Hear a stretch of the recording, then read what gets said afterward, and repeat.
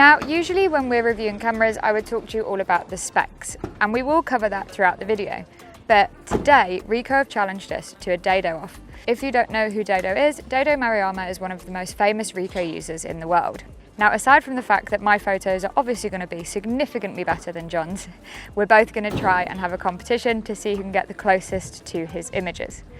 Now, before we do that, I'll hand over to Jon for some top line specs, but here's a little teaser of us being Daidō.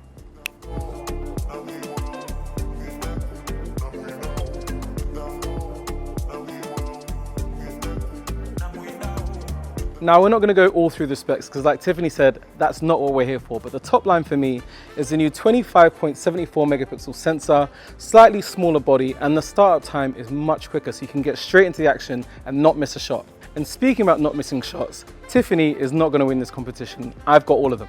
Be more malleable. Be more malleable.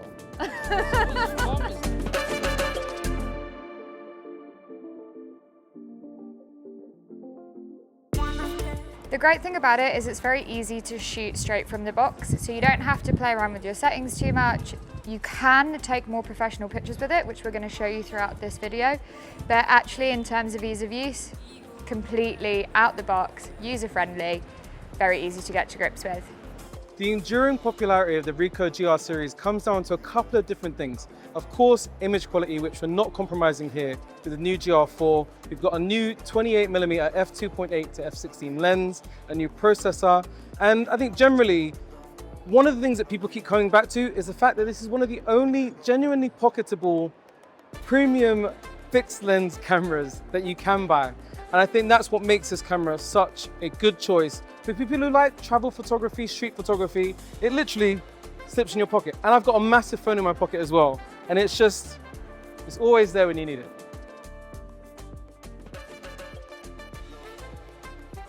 Since this is a competition, Jon and I thought that we would come to a very famous square in Naples called Piazza del Plebiscito. And the challenge essentially is that if we can walk in a straight line straight towards the church behind us, we'll free all the spirits from the curse. Now, obviously I'm going to do a really good job, but we came to see if Jon can too. I don't even know where you are right now. So I'm going to turn Jon around. 3, 2, 1. Now we're in the 4th generation of the Ricoh GR, and we've got a new lens design which gives you much more attractive out of focus highlights. Also, they've returned to the GR2's design where we have the exposure rocker on the back, and they've lost that dial which the GR3 had.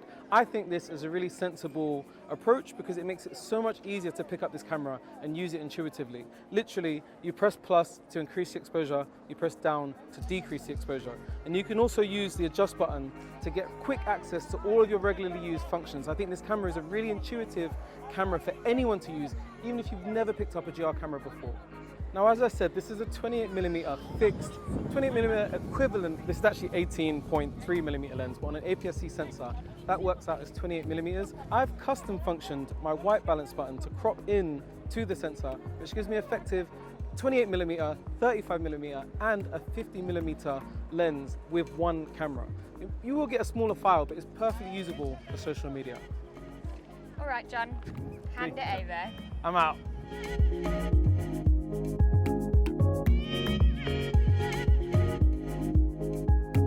So we talk a lot about why the GR series of cameras are popular, but the question is, where do they really come from?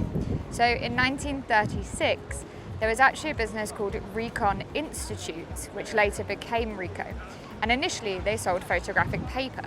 Later in 1950, they then acquired a camera company, which is interesting because they have yet to produce a camera. That was when they realized that they could basically streamline production, and so they invented a system that allowed for cameras to be mass produced, and then later rebranded themselves to Ricoh in 1967. Are you with me so far? In 1996, Ricoh then brought out their first film camera, which is a full 30 years almost later than when they branded themselves as Ricoh. That film camera was a 35mm wide lens, and it was fixed just like the ones are now, and it took the world by storm. In 2005, they took film cameras into digital cameras using the GRD. Now, what does the D stand for? Very simply, it stands for digital. And then in 2013, they made a revolutionary move that took the world by storm by introducing the larger APS-C sensor, and even today they've been improving the image quality ever since. And why do I like shooting with this camera? Because it pays homage to their film days. It really does define what it means to point and shoot. It's been incredibly easy, the images are stunning, and I'm having a great time. If only it was a Martin Parr video.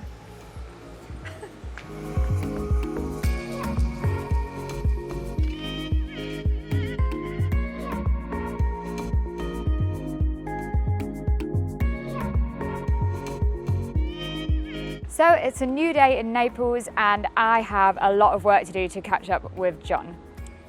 First of all, let me tell you what I'm most excited about shooting with the Ricoh GR IV, because the way that I shoot is a bit different from a lot of the photographers that you'll have seen on our channel, and really different from the way that Jon shoots. I'm quite a speedy shooter. I don't check my focus. I don't always even check what I'm shooting. I'll see something, I think it's beautiful, and I'll essentially shoot like this.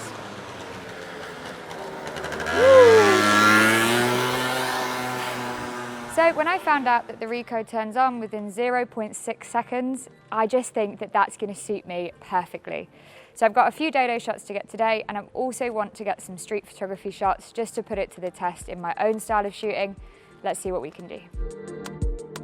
Okay, so what's the goal like? Straight up the nose. Okay. It's a great angle. Is my nose okay? You've got a great nose. Okay. How do I?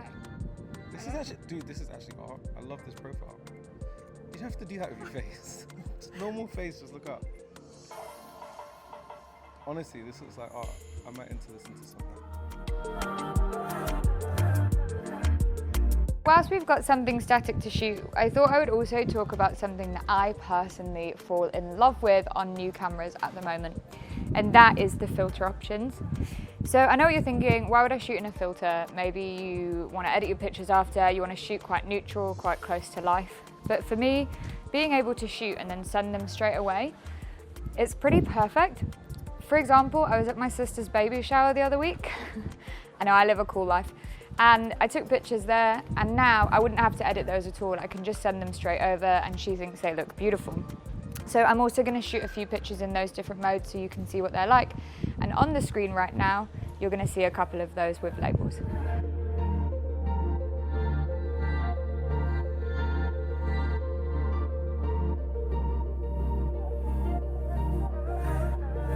We're going to talk about something really controversial because it's not really that relevant to most people. But I never seem to have pockets in my clothes.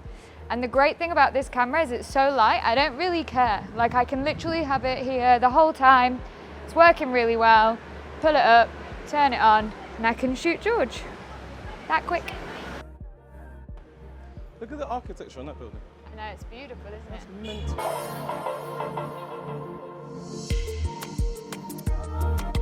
Now there are, of course, a lot of things to like about the Ricoh GR IV, but there are some things that some people may not love.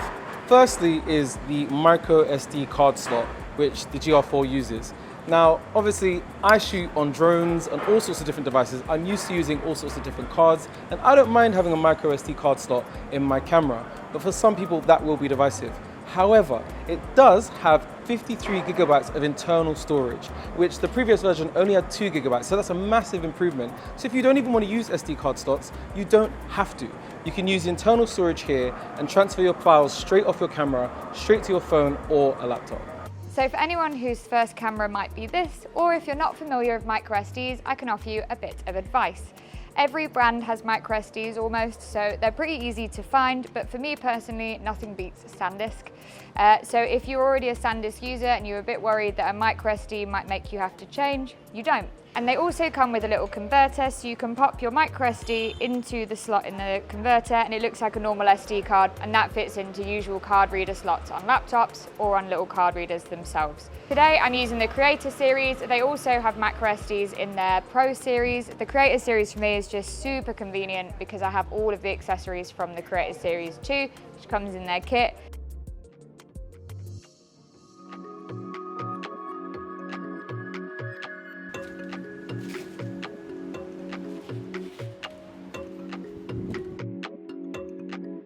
So our time in Naples has almost come to an end, and I've had such a fun time shooting with the GR4 and Same. with you, Jon. Yeah, it's been a fantastic trip. And I think one of the things I love most is you picked a very photogenic city with people who are very photo-friendly. They honestly loved having their photo taken, probably a bit too much. They got really close to you. Yeah, I noticed. We had some video bombers. I quite like it. Put in the comments if you see anyone that video bombed us during the trip. There's one right there. That's incredible. You couldn't have timed that better. Honestly. But what do I love about this camera? Quite a lot, if I'm really honest with you. One of my favorite things about it is we carry a lot of kit when we travel, often like 9, 10, 11 lenses, 2 big boy cine cameras. There's very little room in our bags for a point and shoot, but you don't really need it. For most of the trip, I've actually had it around my wrist, and it's been incredibly easy to walk around and forget it's there, but it's also super quick and super convenient to take a quick picture. I think as someone who takes pictures for a living, I've really enjoyed having something that I can take out when I'm not working. Something that takes better pictures than my smartphone, has a beautiful lens, really, really nice image quality to it. I think for me, this is something I would use when I'm not at work, and I love that. So, Jon, downsides for you. For me, it's got to be the micro SD, and I know it's not that big a deal, and I know you can literally You've take got it out. storage on board. But I'm sad about it. Yeah. I think the micro SD cards will put some people, maybe make people hesitant, but like I said, it has 53 gigabytes of onboard storage. So if you don't even want to use cards, you don't have to.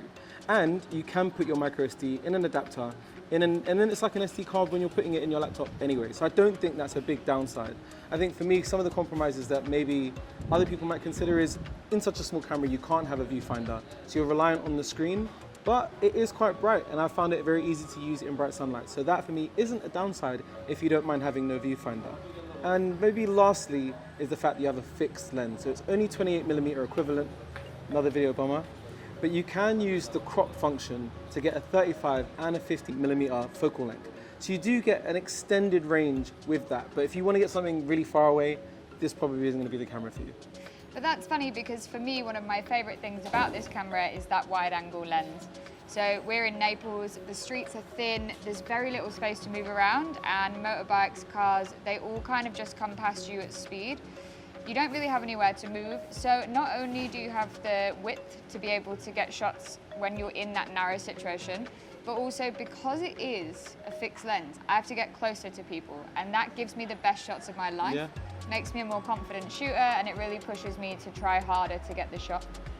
Yeah, I think having a fixed lens gives you a lot of good discipline, especially if you're starting out. Learning how to work with that fixed lens, that fixed focal range, it lets you look at things a lot more creatively, and actually it encourages you to interact with the environment more. For me, it's those filters, because not only have they thought about making one that literally replicates the most famous Ricoh user of all time, Daido Moriyama, but they've also given you some really beautiful filmic ones. And there's actually 2 new additional ones from the previous camera.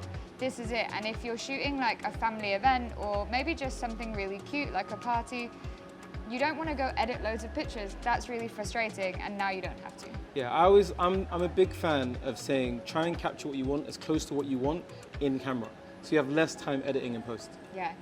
So just a couple more features from me before we head off. You've also got the possibility of a flash on the top of the camera, which I think is really lovely. You can shoot video, and the button's on the side. 4K 30p, like I said, it does have image stabilization in it. It's relatively stable. I don't think this camera is made for people who want to shoot video, but if you want to get those clips now, you can now shoot video with the Ricoh GR IV. You couldn't do that previously. Yeah, and so overall, I genuinely love it. I think the price point is ludicrous. I think it's basically a steal, and you'll see Jon stealing it from me all the way through this trip on the You screen. stole it back. I've been Tiffany. Jon? I've also been Daido Moriyama. And I think it's safe to say Tiffany did win the competition. Put down in the comments who you thought won, and we'll see you in the next video. See you next video.